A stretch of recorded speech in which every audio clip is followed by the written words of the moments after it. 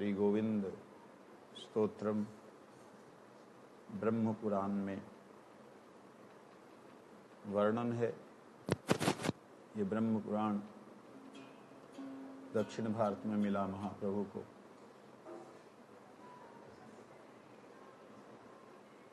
उसमें से है ये ब्रह्म संहिता, उसका। आइए।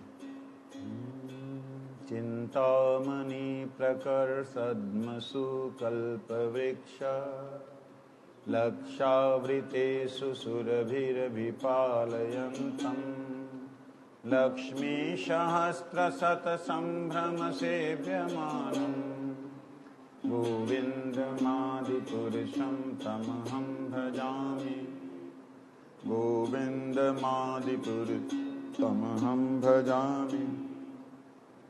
वेणुक्वणन्तदरविन्ददलयायताक्षं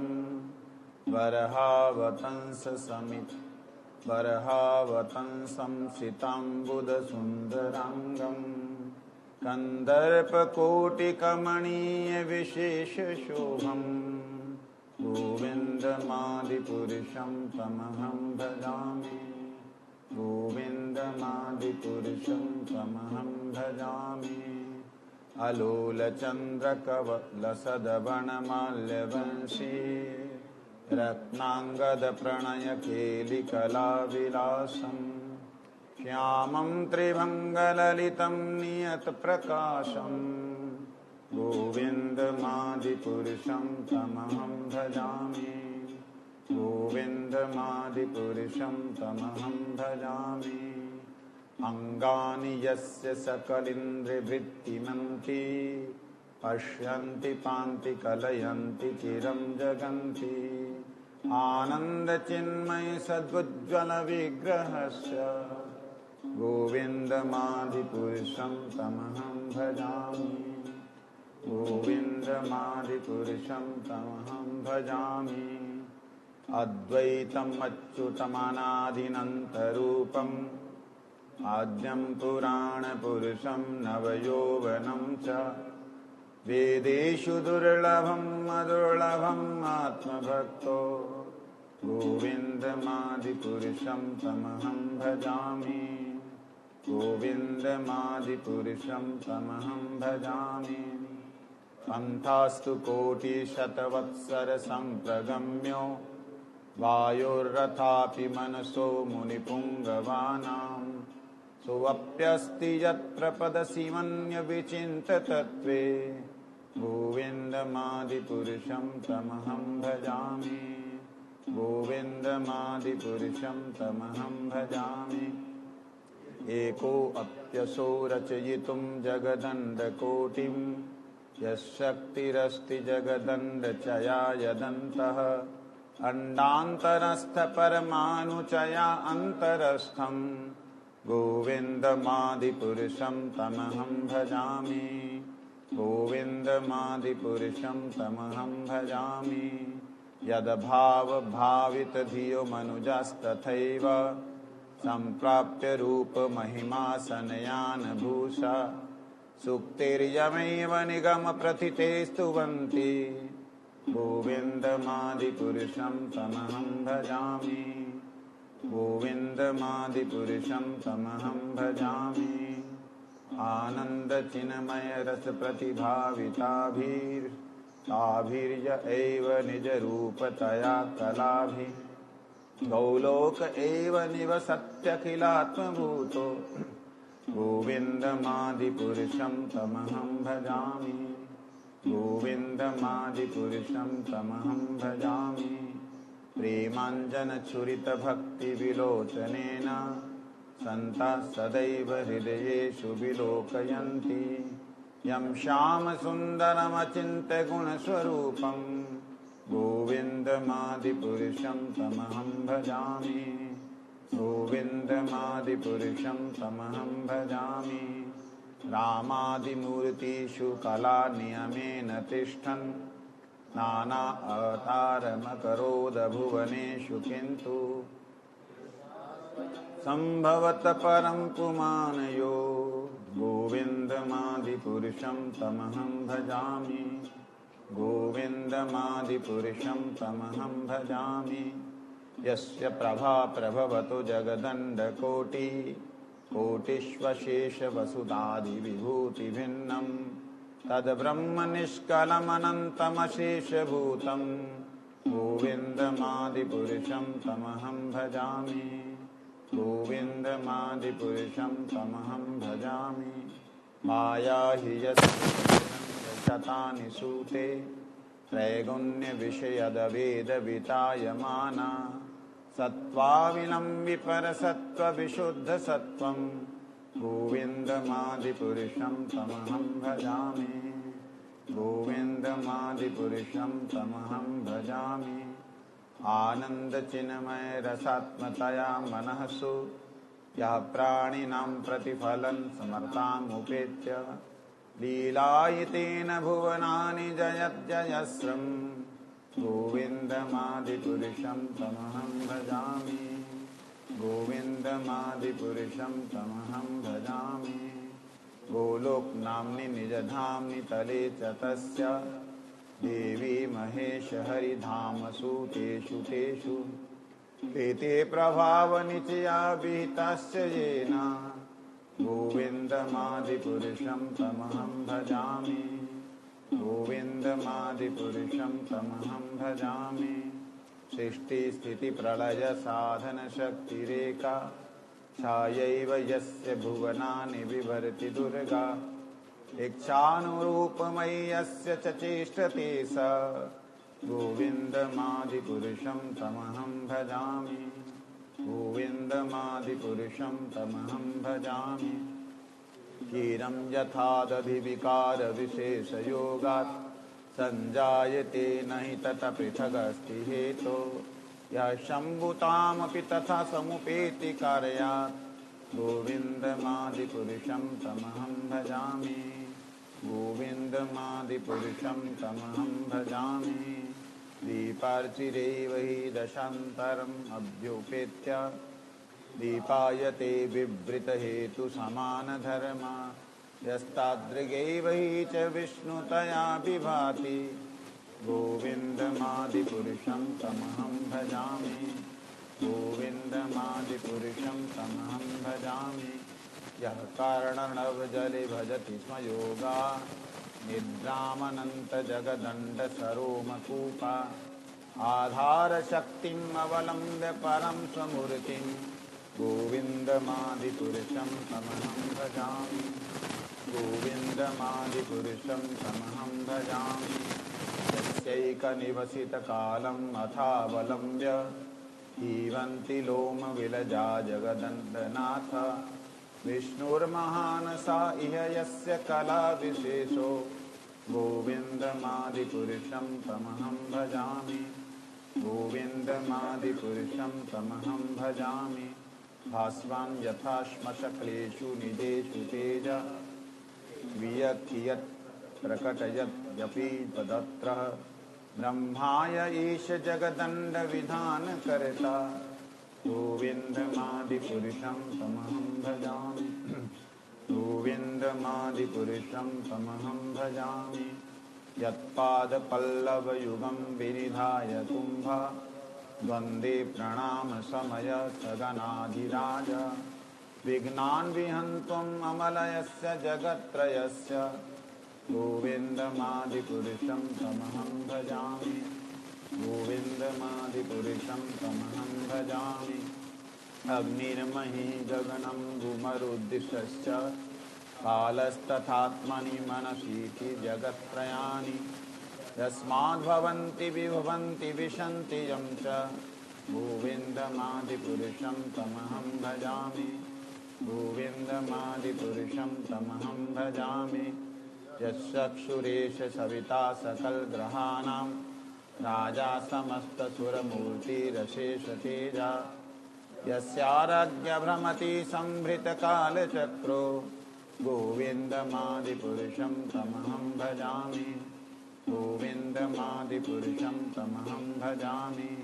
धर्मो अथ पापनिचयाश्चुष्टयं सतपांसि ब्रह्मादिकीटपतगावधस्य जीवा यद्दत्मात्र विभव प्रकट प्रभाव गोविन्दमादिपुरुषं तमहं भजामि गोविन्दमादिपुरुषं तमहं भजामि यस्तेन्द्रियगोपमथवेन्द्रमहो स्वकर्मा गन्धानुरूपफलभाजनं मातनोति कर्माणि निरदहति किन्तु च भक्तिभाजां गोविन्दमादिपुरुषं तमहं भजामि गोविन्दमादिपुरुषं तमहं भजामि यं क्रोधकामसहज प्रणयादिभीति वात्सल्यमोहगुरुगौरवसेव्यभावे सञ्चिन्तयतस्य सदृशीं तनुमापुरेते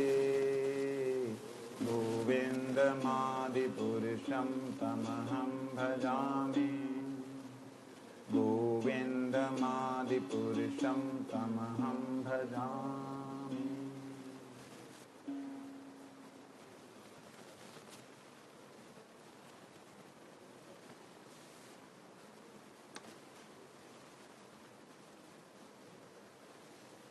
हरे कृष्ण कृष्ण कृष्ण हरे हरे हरे राम राम राम हरे हरे। मूकं करोति वाचालं पंगुं लंघयते गिरिं यत्कृपातमहं वन्दे श्रीगुरुं दीनतारिणम्। कृपया क्षमताम् अपराधिजनम्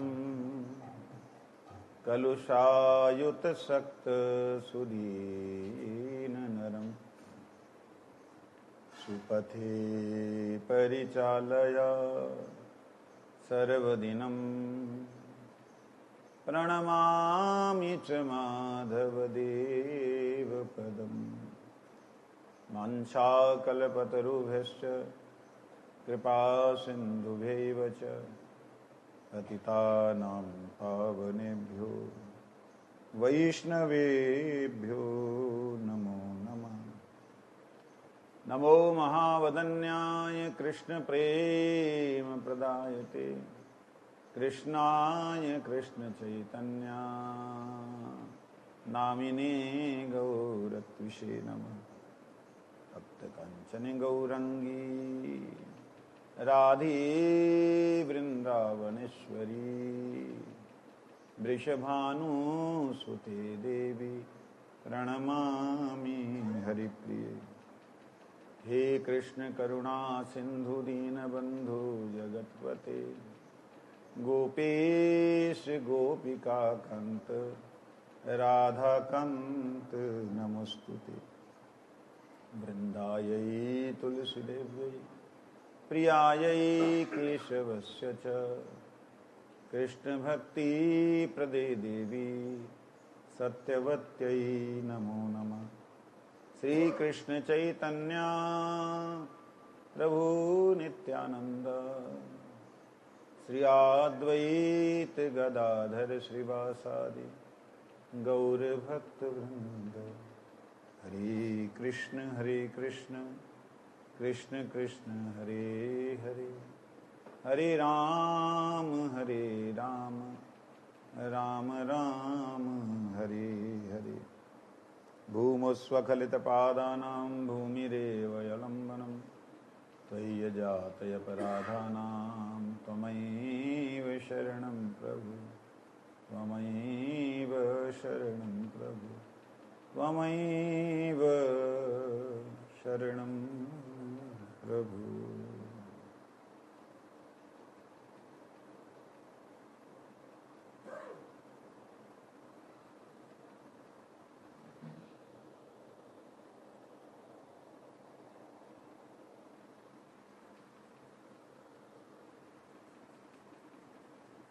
हम लोग यहाँ पर श्रवण कर रहे हैं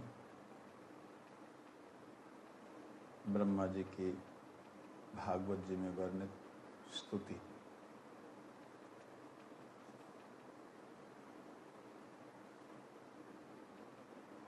जिसका 22वां श्लोक पढ़ रहे थे। तस्मादिदं जगद अशेषम असत्स्वरूपं स्वपनाभम अस्तधीषणं पुरुदुःख दुःखम त्वय्यैव नित्य सुख बोधना बोधतनावनन्ते मायात् उद्यदपि यत्सद इव विभाति। कहते हैं ये संपूर्ण ब्रह्मांड जो कि स्वप्न के तुल्य है, प्रकृति से असत है, फिर भी सत जैसा लगता है।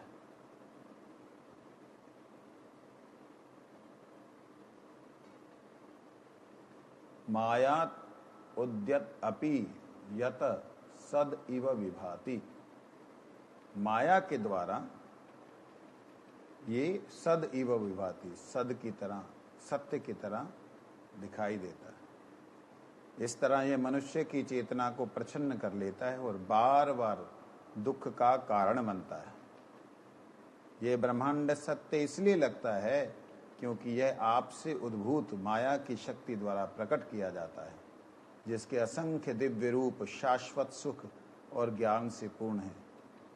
हे प्रभु, आपके अत्यंत असंख्य दिव्य रूप और शाश्वत नित्य सुख देने वाले तथा पूर्ण ज्ञान, जिसके कारण ये जगत जो है ऐसा नहीं लगता असत, क्योंकि आपसे प्रकट हुआ है, आपकी तरह ही ये सत लगता है। तात्पर्य में कहते हैं ये ब्रह्मांड भोग की वस्तु या बद्ध जीवों के स्थायी निवास के रूप में निश्चय ही भ्रम है, स्वप्न के सिवा कुछ नहीं है। यहाँ जो लोग स्थान का नित्य स्थायी रहने के लिए, वो लोग बद्ध जीव यही सोचता है, वास्तविकता में स्वप्न के अलावा कुछ नहीं। गुरुदेव बहुत सुंदर उदाहरण देते थे। गुरुदेव कहते हैं कि देखो अभी आपका जितना उम्र है उसको देखो, जन्म से लेके अभी तक कैसा लग रहा है, स्वप्न का अपना उम्र को देखो, पूरा इतना उम्र स्वप्न का महसूस, उसमें से एक दो बात आपको स्मरण है, बाकी सब सपना। तो कहते वो जो सपने की तरह के आगे वाला भी ऐसे सपना ही है, स्वप्न की बात, स्वप्न की तरह। स्वप्नम स्वप्नाभम अस्तधीषणम। अस्तधीषणम का मतलब होता है जो हमारी भी को अस्त कर दे, बुद्धि को अस्त कर दे, हमारी बुद्धि नष्ट कर दे। कैसे नष्ट हो जाती बुद्धि? अब आप देखिए, हम कोई भी संसार में कार्य करते हैं उसमें इतना मशगूल होके करते हैं, इतना तल्लीनता से करते हैं कि उसके अंदर कोई भी व्यक्ति का अवरोध हम सहन नहीं कर पाते। किसी भी व्यक्ति के द्वारा अवरोध हो जाए सहन नहीं कर पाते, लेकिन खुद के द्वारा 1000 बार सद क्रिया को करने के लिए अवरोध उत्पन्न हो रहा है मन का, हम उसका कभी विरोध नहीं करते। समझ लगी बात? समझे? हम जो कार्य करना चाहते हैं, बाहर से कोई व्यक्ति उसके विपरीत कार्य कर दे, जहां उसके अनुकूल ना हो, जो जहां जैसा हम करना चाहते थे उससे थोड़ा सा हटके हो गया, हमारे को क्या होता है? बुद्धि खराब हो जाती है, अस्तभीषणम, बुद्धि अस्त हो जाती है।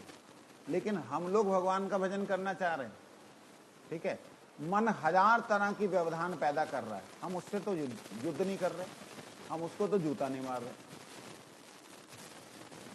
सामने वाला कोई व्यक्ति ने कर दिया, वो हम उसको दुश्मन मान लेते, और ये अंदर बैठा हुआ उत्पात कर रहा है, काम क्रोध लोभ मोह मद माश्चर्य।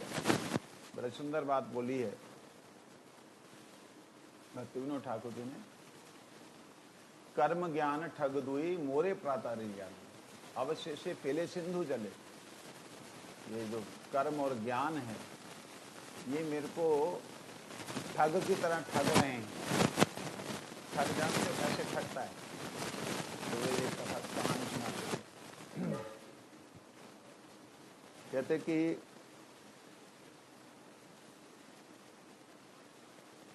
एक ब्राह्मण ने सोचा कि कुछ साधन नहीं है, चलो एक गैया ले आते हैं। गया गैया लेने, बहुत महंगी उस जमाने में। तो उसने कहा भैया ब्राह्मण है, बछिया ही दे दो। कहता ठीक है, तो बछिया ले जा। आओ, बछिया को गले में रस्सी डाल के लेके आ रहा है। बछिया ने दूध छोड़ दिया है, इतनी उम्र की बछिया है, लेके आ। रास्ते में 4 ठगों ने देखा, अरे ब्राह्मण बछिया लेके जा रहा है, चलो इससे ठगते हैं। कैसे ठगेंगे? 4 जने 4 मोड़ पे बैठ गए।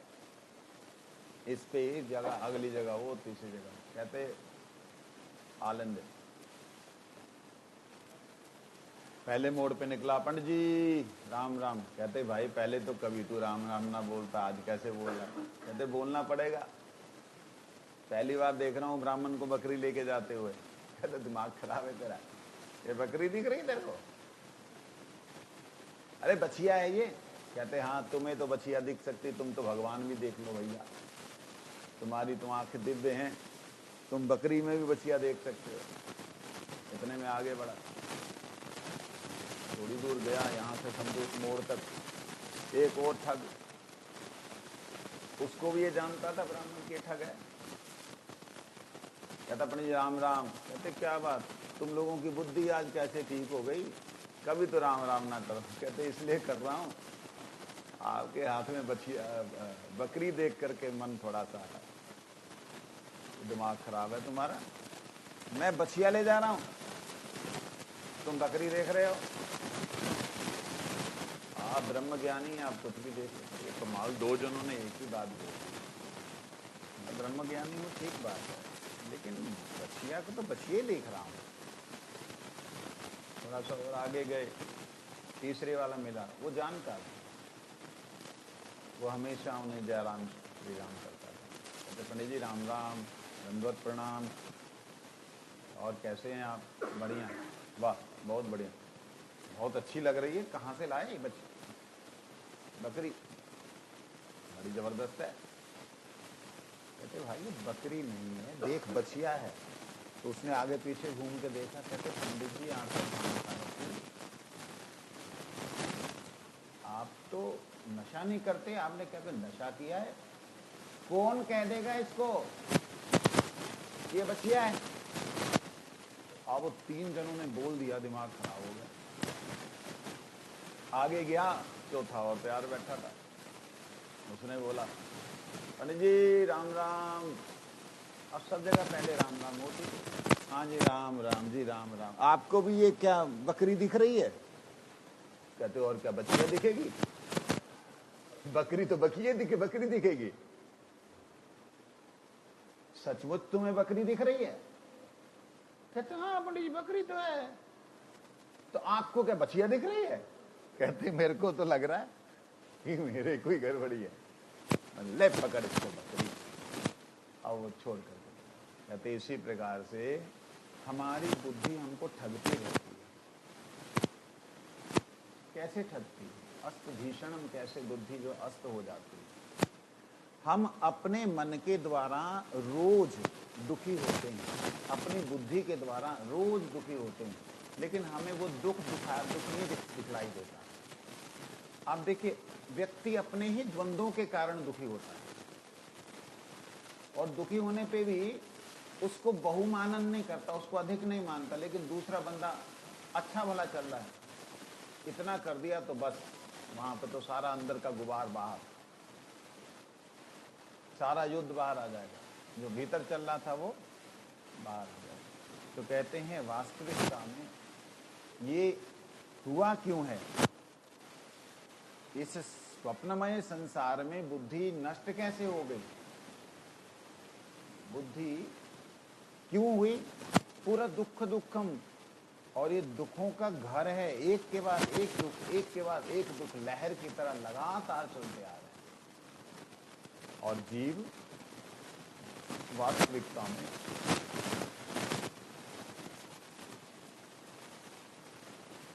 मरुस्थल में अत्यधिक जल दृष्टि गोचर होता है। मरुस्थल में राजस्थान में जो बाड़मेर साइड है, वही ना, उधर ही जैसलमेर बाड़मेर, वहाँ पर धूप जब खूब कड़ाकेदार पड़ती है तो दूर से उसके अंदर जो रेत के कण हैं वो चमकते हुए ऐसे लगता है जल बह रहा है।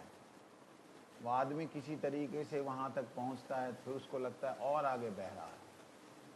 प्राण चले जाते हैं लेकिन जल से मुलाकात नहीं होती। इसी प्रकार से हमारी स्थिति है। सुख यहाँ लग रहा है, सुख वहाँ लग रहा है, सुख वहाँ लग रहा है। वास्तविकता में हमें मालूम है कि सुख कहाँ है। ऐसा नहीं है नहीं मालूम, हमें पता है सुख उधर नहीं है, सुख इधर है।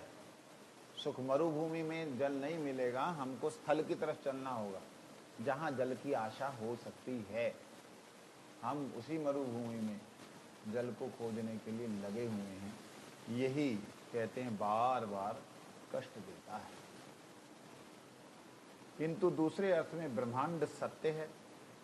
वेदांत सूत्र में के भाष्य में श्रील मध्वाचार्य ने वैदिक स्तुति मंत्रों में उद्धृत किया है और इसकी पुष्टि की है। सत्यम है ए वेदम विश्वम असृजत।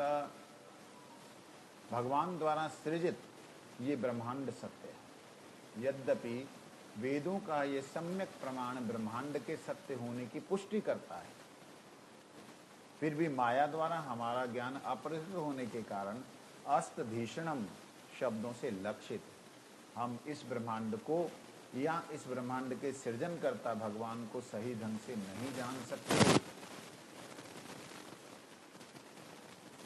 ब्रह्मांड सत्य है, ये बात जो कही गई, तो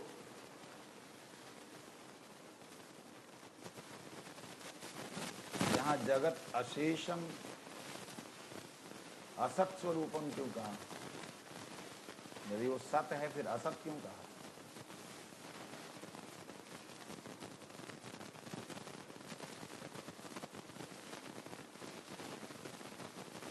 एक तरफ बोल रहे हैं सत्य है, दूसरी तरफ बोले असत है। दोनों को एक साथ कैसे जोड़ेंगे? कहते हैं भगवान कृष्ण का अंश होने के कारण ब्रह्मांड सत्य है। ये भगवान कृष्ण की शक्ति का डायरेक्ट अंश है। शक्ति का डायरेक्ट अंश है। शक्ति नित्य तो उसका तत्व भी नित्य है। इस दृष्टि से ये सत्य है और भगवान की सेवा में रहने से निमित्त है, समझे। लेकिन इसमें जो कुछ भी बन रहा है स्थिर नहीं रहेगा, वो अनित्य है। इस दृष्टि से अंश के रूप में नित्य है और जो कुछ बना है वो अनित्य है, वो हमेशा नहीं रहेगा। वो लय प्रलय हो करके जो बना था वो फिर सब उसमें डिफॉर्मिंग हो जाएगी। ये जो सिस्टम है इससे पता लगता है जगत असत्य भी है और जगत सत्य भी है। सत्य भगवान के अंश होने के नाते है, असत्य जो इसके अंदर जो निर्माण हो रहे हैं वो असत्य, वो ज्यादा देर नहीं चलेंगे, स्वप्न की तरह है। इसी श्लोक को श्री जीव गोस्वामी और विश्वनाथ जी क्या कहते हैं? अच्छा, इसके आगे चले गए थे हम।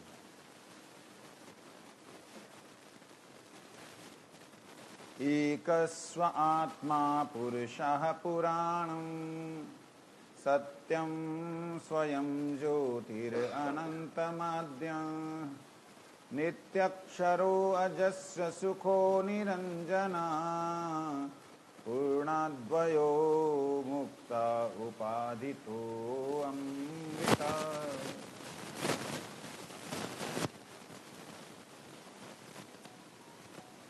कहते हैं हे प्रभु, आप केवल एक ही परमात्मा हैं। एक त्वम आत्मा, बाकी सारी अनात्मा है क्या? आप ही केवल आत्मा है, मतलब बाकी सब आपसे जो निकला है वो सब अनात्मा है, वो सब आत्माएं नहीं, सब आत्मा है। लेकिन आप ही केवल मात्र आत्मा बोलने का मतलब उन आत्माओं की आत्मा आप। जैसे आप ही केवल मात्र प्रकाश हैं, सूरज को ऐसे बोला जाए तो उसका मतलब क्या है? आप ही प्रकाश, मतलब आपसे ही प्रकाश। आप ही केवल एकमात्र आत्मा है, मतलब आपसे ही सारी आत्माएं हैं। आप पुरुषः पुराणा, आप सबसे पुरातन आप ही हैं, आपसे पहले कोई नहीं है। सत्यम स्वयं ज्योतिरनंतम, आप सत्य हैं, स्वयं ज्योतिर, और अनंत आद्य हैं। आप सत्य हैं और परम ज्योति स्वरूप हैं, स्वयं ज्योति स्वरूप हैं, अर्थात स्वयं प्रकाशमान होते हैं। कोई आपको प्रकाशित नहीं कर सकता। कुछ लड़के भटिंडा में जैन भानामन जैन धर्मशाला में गुरु जी का प्रोग्राम था, वहाँ मैं ऐसे ही बच्चों के साथ में बातचीत कर रहा था। बड़े छोटे थे हम तब, तो ऐसी चर्चा चल रही थी। मेरा तो उस वक्त मुहिम चलती थी कि जो नए लड़के होते थे हमारी उम्र के, उनको थोड़ा सा मोटिवेट किया जाए कि तुम भी आ जाओ हमारे साथ ही आ जाओ। ऐसा होता था तब मेरा। तो बहुत सारे बच्चे थोड़ी देर के लिए, घंटे भर के लिए, 2 घंटे के लिए, 4 घंटे के लिए सोच लेते थे कि चलो चलते हैं। और कुछ लोग 2, 4, 10 दिन के लिए आए भी, बड़े लोग। खैर उस समय ऐसी चर्चा चल रही थी, तो वहाँ पर कुछ ओशो के चेले लाल रंग के कपड़े पहने हुए वो आए। मैंने उनको देख लिया, मेरी पीठ की तरफ से आ रहे थे, मेरे को दिखाई दे गए। दे करके मैंने, जब वो नज़दीक आ गए तब मैंने बोला, ओशो एक पागल था। वो मेरे को देख करके सामने आ गए। अब उनके गले में ओशो के लॉकेट लटके हुए, लाल, ऐसे गहरे लाल रंग के कपड़े पहन रखे। कपड़े क्या पहने उन्होंने, वो मैक्सी होती है ना, नाइटी पहने, लाल रंग की नाइटी पहने। कहते आप ओशो को जानते हैं? और क्या, मैं पागल को समझ सकता, तुम्हें क्या मालूम वो क्या है। टॉपिक चेंज हो गया। कहता आप उन पागल क्यों बोल रहे? मैंने कहा देखो, एक पागल दूसरे पागल को समझ सकता है। मैं पागल हूँ इसलिए मैं उसे पागल समझता हूँ, क्योंकि मैं पागल के ऊपर 1 घंटा बोल सकता हूँ जैसे वो बोल सकता है। मैं नाक के ऊपर 1 घंटा बोल सकता हूँ, खाली नाक ही बोलूंगा, उसमें नाक की ही बात होगी, नाक के अलावा कोई बात ना होगी। नाक से जो कुछ हो रहा है वो सारी बातें बताई जाएंगी, नाक का गुण, नाक के अवगुण, नाक के, ऐसे करके मैंने 2 मिनट खराब किए। कहते अगर आपको भगवान के दर्शन करा दें तो बताओ। मैं कहा भगवान के दर्शन की आप बात करते हैं, भगवान के चरणों की रज कण का भी अगर आप दर्शन करा देंगे, मैं अभी छोड़ करके गुरु जी को आपके साथ कर दूंगा।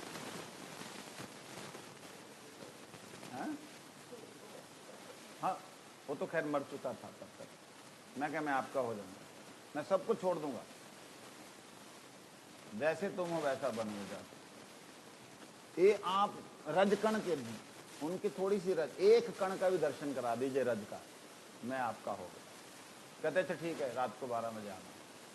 अब हम लोग तब सेवा वगैरह करते थे, थोड़ा प्रवेशन ववेशन करना और थोड़ा ऐसा समय निकल जाता था। और उस समय आपको याद होगा 11 बजे तो ऐसे कथा कीर्तन ही 11 बज जाते थे, 10:30, 11 बज जाते थे। और केवल में प्रसाद पाना प्रवेशन करके, और उसके बाद कभी कभी कुछ सेवा जहाँ गप्पे। 1 बज गया मेरे को, मैं 1 बजे पहुँचा। ठक ठक ठक ठक, सब जाग रहे थे, धुआं ही धुआं हो रखा सिगरेटें पी करके। मैंने कहा भाई ये बंद करो, खिड़की खोलो, पंखा चलाओ, इसको बंद करो। कहते अरे आप शरीर में आसक्त हो, आत्मा हो आप, शरीर से क्या लेना देना। मैं क्या बड़े अजीब आदमी हो। एक आदमी कार में बैठा, उसको बोले तुम अकेले आदमी हो, वो भीड़ में बोलते चलने के लिए, ये क्या बात है। आदमी कार में बैठा तो उसको फील करना पड़ेगा कि वो कार ही है, नहीं तो साइकिल की तरह बीच में से क्या आदमी हूं मैं ऐसे करके भीड़ के अंदर घुसे तो मार देगा 10 आदमी। मैं कि ये शरीर जो है, ये गाड़ी है, ये मुझे मालूम, आपको मालूम नहीं। आप गाड़ी में सवार होकर के मतलब आप भीड़ के अंदर घुसे जा रहे हो। कहते थे छोड़ो छोड़ो, आपको भगवान के दर्शन, कृष्ण जी के दर्शन कराना। क्या मैं फिर बोल रहा हूँ, उनके चरणों की एक रजकण का दर्शन करा दीजिए, मैं आपका हो गया। उनकी तो दर्शन की बात छोड़ी दी। कहते अच्छा ठीक है बैठिए सामने। मैं बैठा सामने। कहते आंखों में देखिए। मैंने आंखों में देखना शुरू किया। मैंने कहा उसका तो बहुत बड़ा अभ्यास है, आ जाओ देखो। मैंने उनकी आंख में देखना शुरू। कहते आप क्या हिप्नोटाइज करना जानते हैं? हिप्नोटाइज, मैंने कहा तो छोटी सी बच्चों का खेल था। आप बच्चों के खेल को एक महात्मा के सामने, मैं क्या किसी को सम्मोहन करके कुछ भी बोल देना, उसको बेवकूफ बना देना, ये तो भागवत दर्शन। मैंने कहा मैंने उनके चरणों की रजकण का दर्शन किया, इसलिए मैं आपको बार बार बोल रहा था कि उनके चरणों की रजकण का दर्शन करा दो तो मैं गुलाम हूं। तब कहते ठीक है बट वो करने लगे। मैंने कहा अगर दर्शन करना है ना, तुमने तो ऐसे पता नहीं किस पागल के पीछे लग लिए, अब फिर मैं। कहते आप तो पहले बोल रहे थे कि, मैंने कहा पहले भी वही बोल रहा था, एक मैं पागल हूं, एक वो पागल है, समझे नहीं। मैंने कहा वो पागल है पागल बनाने के लिए, मैं पागल हूं पागलों को ठीक करने के लिए। ऐसे करके मैंने थोड़ा सा बोला। अब गुरु जी की थोड़ी महिमा बोली। अगले दिन गुरु जी से मिले और गुरु जी ने उनको बिना देखे ही गीता का सब्जेक्ट शुरू किया। और जो गीता के बारे में बोला, बाद में कुलदीप जी को मिलकर के बोलते आपके गुरु जी और उनके चेले सारे बड़े निराले कहते हमने जो ओशो से गीता सुनी थी उससे बिल्कुल विचित्र, बिल्कुल ही अलग, अद्भुत व्याख्या।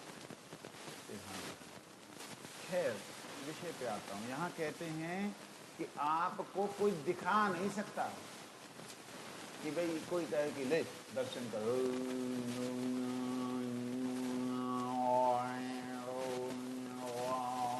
करके, कोई दर्शन नहीं करा सकता आपको। आपको क्यों दर्शन नहीं करा सकता? स्वयं ज्योति, आप स्वयं प्रकट होते हैं, इसलिए आपको कोई दर्शन नहीं करा सकता। आप अनंत हैं, आदि हैं, अनादि हैं। आप अनंत हैं, आपका कोई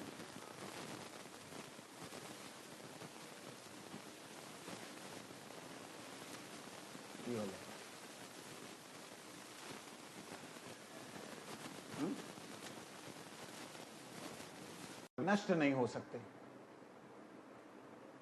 ये दो बातें एक साथ में कैसे?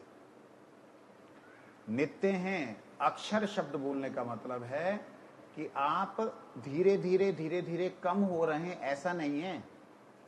जैसा कि विज्ञान कहता है कि सूर्य जो है धीरे धीरे धीरे धीरे अपनी उसकी ऊर्जा कम हो रही है, जो बोलता है वो गलत है। ऐसा नहीं है, ऐसा नहीं है। आप अक्षर हैं, जो क्षर कभी नष्ट नहीं होते, जो कम नहीं होते, जिनका सुख कभी कम नहीं होता। अजस्र सुख, अजस्र शब्द होता है जिसमें व्यवधान हो, उसे जस्र कहते हैं। अजस्र मतलब जिसमें व्यवधान नहीं है, व्यवधान रहित आपका आनंद है। और निरंजन है, कलमश से रहित है। निरंजन का एक दूसरा अर्थ होता है जो आंखों से ना देखा जाए। जो आंखों से देखा ही नहीं जाएगा तो उसको नित्य कैसे बोल दिया, स्वयं ज्योति कैसे बोल दिया, स्वयं प्रकाशमान कैसे बोल दिया। इसका मतलब देखा जाता है, परंतु निरंजन बोलने का अभिप्राय है आंखों से नहीं देखा जाता। किससे देखा जाता है? दिव्य नेत्रों से। दिव्य नेत्र कौन से होते हैं? आत्मा के जो होते हैं। आत्मा के नेत्र कैसे समझेंगे कौन से हैं? आत्मा के नेत्र समझते हैं जब हम स्वप्न को देखते हैं। स्वप्न को देखने वाले तो नेत्र को तो होते नहीं, साइंस तो कहती हो तो मन बुद्धि ब्रेन जो है वो कुछ काम करता है। ठीक है, शरीर की आंखें नहीं देखती हैं, लेकिन ब्रेन जो है वो देखता है। अरे ब्रेन देखता नहीं, ब्रेन काम करता है। देखने वाली आत्मा है, क्योंकि जब स्वप्न नहीं आता तब भी आत्मा देखती कि आज मैंने स्वप्न नहीं देखा। स्वप्न आ रहा है, ब्रेन काम कर रहे हैं, और स्वप्न नहीं आया, इस बात को प्रमाण कौन करता है कि आज मैंने स्वप्न नहीं देखा? वो देखने वाली आत्मा है। ठीक है, तो वह जो आत्मा है, उस आत्मा के नेत्रों के द्वारा परमात्मा के दर्शन होते हैं। इसलिए कभी किसी को हरि गुरु वैष्णवों के दर्शन हो स्वप्न में, तो उसे कुछ आप संसारिक या व्यवहारिक या जड़ीय मत मानिए, वो भगवत कृपा है। इसलिए आप पूर्ण हैं, अद्वितीय हैं, मुक्त हैं, स्वतंत्र हैं, उपाधि रहित हैं, और सारी उपाधियां आपसे ही हैं। उपाधि रहित हैं, सारी उपाधियां आपसे ही हैं। मतलब सूरज की किरणों को अगर कहा जाए कि आप का कोई आकार नहीं, लेकिन आपसे सारे आकार हैं, तो कोई गलत होगा?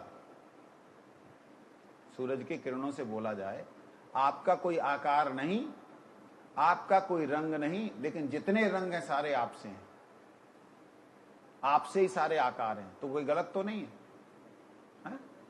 गलत है? गलत नहीं। ऐसे ही सारी जितनी उपाधियां हैं वो आपसे ही हैं, और आप उपाधि मुक्त हैं। आप अमृत हैं, इस प्रकार से ब्रह्मा जी ने कहा। श्रीधर स्वामी बतलाते हैं,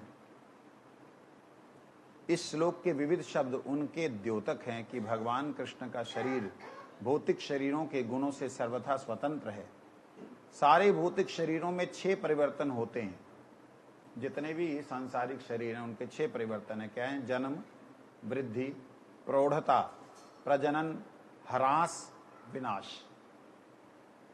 जितने भी देहधारी प्राणी हैं, चाहे वो पेड़ पौधा पशु पक्षी कोई भी क्यों ना हो, उनका जन्म होता है, बढ़ते हैं, प्रौढ़ता आती है, उनमें एक परिपक्वता आती है। जैसे उनके अंदर प्रौढ़ता आती है तो प्रजनन करते हैं, फल देते हैं, फूल देते हैं, बीज देते हैं।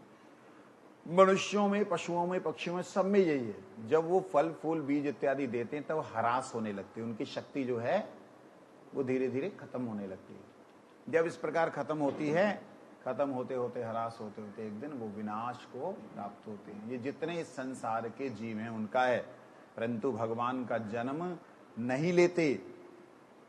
वो अनादि हैं, सत्य हैं, आदि हैं। इससे पुष्ट होता है कि उनका जन्म नहीं होता। ले, ऐसे कैसे मान ले? ऐसे ही मानो जैसे सुबह के समय सूर्य का उदय होना। सुबह के समय सूर्य का क्या, सवेरे के समय सूर्य उदित होता है? आना होता है, होता है। सूर्य उदय होता है, सवेरे सूर्य उदित होता है। वो अस्त ही नहीं हुआ, उदय क्या होगा? हम ही घूम रहे हैं, अपनी पृथ्वी को घुमा रहे हैं, वो तो वही है ना? तो इसी प्रकार से भगवान का जन्म नहीं होता। वो हमारे साथ जब मिलते हैं तो हमें लगता हमारी तरह निकले, हमारी तरह आए, बच्चे हैं, हम उन्हें प्रेम करें। समझे ना? जैसे बाल समेर विभक्ष लियो, है ना, तीनों ही लोक भयो अंधियारो, को नहीं जानत है जग में कपि संकट। बाल रवि को, सूरज को देखा, अरे देख रहे थे आम के पेड़ को, देखते देखते तो इतना सुंदर फल है, दौड़ लिए उसकी तरफ। आप देखिए, जब ये विज्ञान आपका, ये जो आधुनिक विज्ञान की ये गणना नहीं थी कि सूरज कितनी दूर है, कितनी दूर सूर्य है, तुलसीदास जी महाराज ने उसकी पूरी कैलकुलेशन उठा के रख दी कि कितनी दूरी पे है। कब? आज से 600 साल पहले, 550-600 साल पहले तुलसीदास जी प्रकट हुए। उन्होंने लिख दिया उससे पहले हजारों साल पहले वेदों के अंदर लिखा हुआ, जबकि ये साइंस की दूरबीनें ये वाली पैदा नहीं हुई थी, तब कैसे लिख दिया जी? इसका मतलब यह है कि उनके पास जो गणनाएं हैं वो सही हैं। हनुमान जी ने माप लिया कि इतनी दूर है, इतनी दूर वो गए, जब ही तो बोला कि इतनी दूर इतने किलोमीटर से घूम के आ रहा हूं। तो कहने का अभिप्राय कि वह अनादि हैं, जन्म नहीं लेते हैं, लेकिन वो छोटा सा बच्चा भी सूरज को देख सकता है सुबह के समय, और बड़ा पहलवान भी उसको तपती हुई धूप में दोपहर को नहीं देख सकता खुली आंखों से। वही सूरज है, सूरज में कोई अंतर नहीं हुआ है, लेकिन जो आवरण है उन आवरणों के कारण वो ऐसा दिखलाई देता है। इसी प्रकार से जब भक्ति भाव का आवरण होता है तो भगवान सर्वशक्तिमान भी अपने बालक के रूप में दिखलाई देते हैं। भगवान बालक नहीं, समझे ये बात? इसीलिए कहते हैं क्योंकि भगवान किसी भौतिक वायुमंडल या किसी तत्व की सृष्टि से बहुत पहले विद्यमान है, अतएव उनके दिव्य शरीर के लिए जन्म लेने का कोई प्रश्न नहीं उठता। क्योंकि जिसका जन्म होता है उसकी वृद्धि होगी, वृद्धि होगी प्रौढ़ता आएगी, प्रौढ़ता आएगी प्रजनन होगा, प्रजनन होगा तो ह्रास होगा, ह्रास होगा तो विनाश होगा। है क्या ये वाला? ये 14 लोकों में लागू होता है, ये सारे का सारा 14 लोकों में लागू होता है। बस उसमें उनका टाइम अलग है, उनका टाइम लैप जो है ना, टाइम का क्या बोलते हैं, टाइम जोन अलग है। यहां और वहां में ज्यादा कुछ अंतर नहीं। इसी प्रकार पूर्ण शब्द इस धारणा का निराकरण करता है कि कृष्ण किसी समय बढ़ सकें, क्योंकि वह समय सदैव पूर्ण है, इसलिए कभी बढ़ते और घटते नहीं है। वंशा कल्पतरुभ्यश्च कृपा सिन्धुभ्यैव च पतितानां पावनेभ्यो वैष्णवेभ्यो